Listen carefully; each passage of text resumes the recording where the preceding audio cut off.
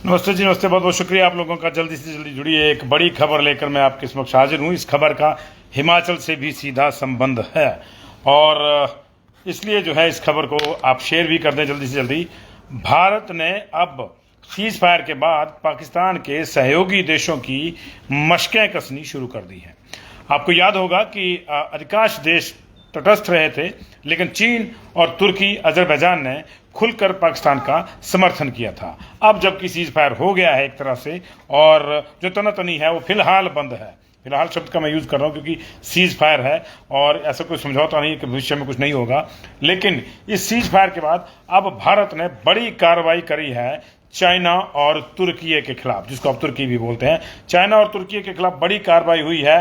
भारत ने तुरंत प्रभाव से इन पर कार्रवाई करते हुए जो है तुर्की का जो सरकारी चैनल है TR वर्ल्ड, जिसको जो है वो ग्लोबल टाइम्स शिन्हुआ चाइना के, ये दो बंद कर दिए हैं।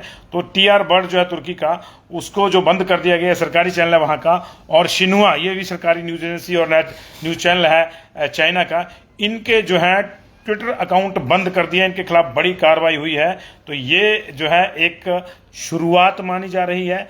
आगे बहुत सी चीजें होंगी, क्योंकि इनकी अगर मशकें कसनी है इन देशों की, तो भारत के पास बहुत सी चीजें हैं। दरअसल दोनों देशों के साथ भारत का जो है वो व्यापारिक संबंध भी है, और इन देशों का बहुत सी इकोनॉमी जो है भारत पर निर्भर करती है। अगर एक मोटा सा उदाहरण भी हम आपको दें, तो अगर भारत और तुर्की की बात सबसे पहले करते हैं, तो पिछले साल पिछला जो फाइनेंशियल ईयर था, वो $5.5 अरब का व्यापार जो है निर्यात ही निर्यात जो है हमने किया है, जो भारत के कुल निर्यात का 1.5% है। और जो है आयात जो है वो हमने किया है तुर्की से लगभग $720 का जो है हमने आयात किया है वहां से, जो आधा % है भारत के टोटल आयात का। तो ये अगर इस पे कोई कुठाराघात होता है तो भारत तो झेल लेगा, लेकिन तुर्की के लिए दिक्कतें हो जाएंगी। दरअसल भारत तुर्की को खनिज, ईंधन और तेल, विद्युत, मशीनरी,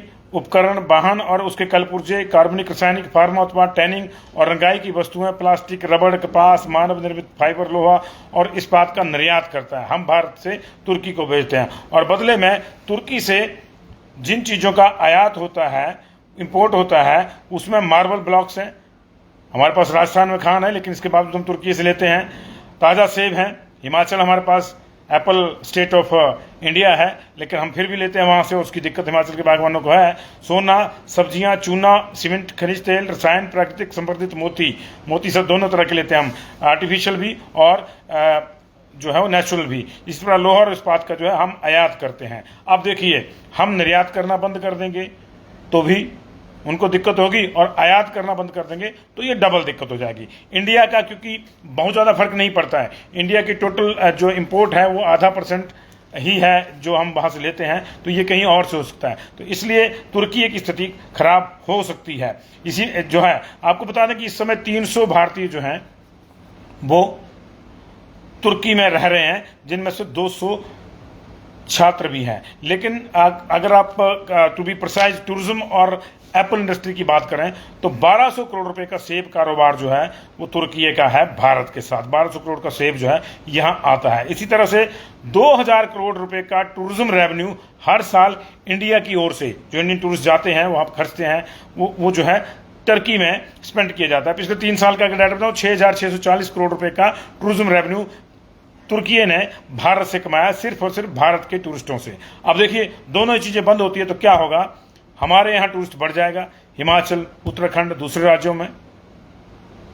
हालांकि जरूरी नहीं है कि तुर्की के जाने वाले जो है यहीं आएंगे, लेकिन तुर्की को फर्क पड़ जाएगा। और सेब की अगर बात करें 1200 करोड़ रुपए का, तो हिमाचल प्रदेश को सीधा सीधा लाभ इसका होगा, क्योंकि हिमाचल प्रदेश के बागवान पहले ही परेशान है। 2-3 दिन से जब से ये मामला सामने आया, तब से लगातार इस तरह की मांग हो रही है कि या तो इसके इंपोर्ट पर जो है बैन लगाया जाए, इसको 100% एक्साइज ड्यूटी कर दी जाए। फिलहाल इस तरह का कोई फैसला नहीं हुआ है, लेकिन अपने स्तर पर पुणे, राजस्थान, यूपी, यहाँ तक हिमाचल में तो है ही, व्यापारियों ने तुर्की का सेब बेचना बंद कर दिया है। यानी अगर सरकार ने अगर बैन नहीं भी लगाया अभी, तब भी वहां पे ये काम शुरू हो चुका है और आधिकारिक रूप से हो जाता है। तो आप सोचिए, 1200 करोड़ रुपए का सिर्फ और सिर्फ सेब के कारोबार का ही जो है वो फर्क पड़ेगा तुर्की को। अजरबैजान की बात कर लेते हैं। पिछले साल अप्रैल 24 से फरवरी 2025 के बीच में जो है 8 करोड़ 60 लाख डॉलर का जो है हमने व्यापार किया उनके साथ, और ये सिर्फ निर्यात था। हमने उनको 8 करोड़ 60 लाख डॉलर की चीज़ें दी हैं, और ये हमारे टोटल निर्यात का जो है 0.02% है, जबकि हमने आयात वहाँ से किया 19 करोड़ डॉलर का। तो ये भी सीधा नुकसान हो जाएगा। अगर हम अपना आयात बंद कर देंगे तो अजरबैजान को भी परेशानी हो जाएगी। अजरबैजान का बहुत कुछ जो है भारत के नाम पर चलता है, चाहे वो टूरिज्म क्यों ना हो। भारत जो है अजरबैजान को तंबाकू के उत्पाद, चाय, कॉफ़ी, अनाज, रसायन, प्लास्टिक, रबड़, कागज़ और पेपर बोर्ड, सिरेमिक उत्पाद जो है वो निर्यात करता है, एक्सपोर्ट करता है। और वहाँ से जो हम इंपोर्ट करते हैं उसमें जो है जैविक रसायन है, पशु चारा है, आवश्यक तेल है, इतर कच्ची खालें और चमड़े इत्यादि की जो निर्यात हमारा होता है। और हर साल जो है हम लोग इनसे बहुत बड़े पैमाने पर तेल खरीदते हैं। अगर बात करें 2023 की, तो अजरबैजान हमारा तीसरा सबसे बड़ा तेल का सप्लायर था। तो ये चीज़ें अगर बंद हो जाएंगी तो सोचिए वहाँ फर्क पड़ेगा। लेकिन हालांकि फर्क दोनों तरफ पड़ेगा, ये तर्क हो सकता है, लेकिन भारत के लिए और चीज़ें और रास्ते खुले हैं, लेकिन तुर्की के लिए ये परेशानी हो जाएगी। उनको नए ग्राहक ढूंढने में परेशानी हो जाएगी, क्योंकि ये एक जो यहाँ से सामान जाता है वो भी बंद हो जाएगा। अजरबैजान में भी इस समय जो है भारतीय 1500 के आसपास हैं। तो ये टोटल दोनों देशों का डाटा था। बड़ी बात यही है कि अब संकेत देने शुरू कर दिए हैं। फिलहाल चाइना का और जो ऑफिशियल मीडिया है वहाँ का, चाइनीज गवर्नमेंट का, उसके जो है हैंडल, ट्विटर हैंडल हैं वो बंद कर दिए गए हैं, जिनको आप एक्स हैंडल भी बोल सकते हैं। तुर्की का जो है वो भी बंद कर दिया है। अभी ये इशारा है मोदी सरकार का, ये सिर्फ इशारा है कि भैया आप सुधर जाइए, कहीं कुछ हो सकता है। और मांग जबरदस्त है कि हिमाचल की तो मांग ये है कि आप सेब का वहाँ से जो आयात करते हैं उसको बंद कर दीजिए, क्योंकि उसका हमारे बैगमान जो उससे परेशान है बड़े शुरू से। लेकिन क्योंकि ये वर्ल्ड ट्रेड ट्रीटी हुई हैं तो ये चीज़ें हो चल रही थी, लेकिन अभी जो है ये, मैं तो कुछ कमेंट्स पढ़ रहा था जी, नहीं ऐसा नहीं होता विवेक जी कि तुर्की का वहां जाना चाहिए और वहां से आना चाहिए। जब बंद होएगा तो फिर वो भी बंद कर सकते हैं, उनके पास भी ऑप्शन है। ये दोनों तरफ से होगा। लेकिन देखिए फर्क क्यों पड़ेगा इन देशों को ज़्यादा, तुर्की और अजरबैजान को, क्योंकि हम जो इनको भेजते हैं वो भी बंद हो जाएगा। हम वो कहीं और भेज सकते हैं, या हमारा अपना इतना बड़ा देश है कि वहीं पे चीज़ें जो थोड़ी सस्ती हो जाएंगी, मार्केट में ज़्यादा आ जाएंगी, क्योंकि हम लोग तो एक ट्रीटी से बंद कर इनको भेज रहे थे और इनसे ले रहे थे। तो ये जो है अगर वहाँ भेजना भी बंद कर देंगे, वहाँ से लेना भी बंद कर देंगे, तो हमें बड़ा राष्ट्र होने के नाते उतना नुकसान नहीं होगा जितना कि इन लोगों को होगा, क्योंकि ये छोटे राष्ट्र हैं और इनकी इकोनॉमी जो है, अगर ये बाकी चीज़ें बाहर से बाहर भेजना चाहते हैं, अब क्या चाइना इनसे खरीदेगा? बड़ा सवाल ही है। बिल्कुल नहीं खरीदेगा। चाइना का तो अपना बाजार हम हैं, पूरा साउथ एशिया उसका बाजार है। तो ये चीज़ें जो हैं ये, और चाइना को भी कोई लाभ नहीं होगा यहाँ भेज के। कितने लोग हैं वहाँ पे? इतने हमारे एक अकेले यूपी में है। तो ये फर्क पड़ता है इन चीज़ों का जी। तो बहुत शुक्रिया। एक इस वक्त की खबर थी, मैंने सोचा आपके साथ साझा करूं।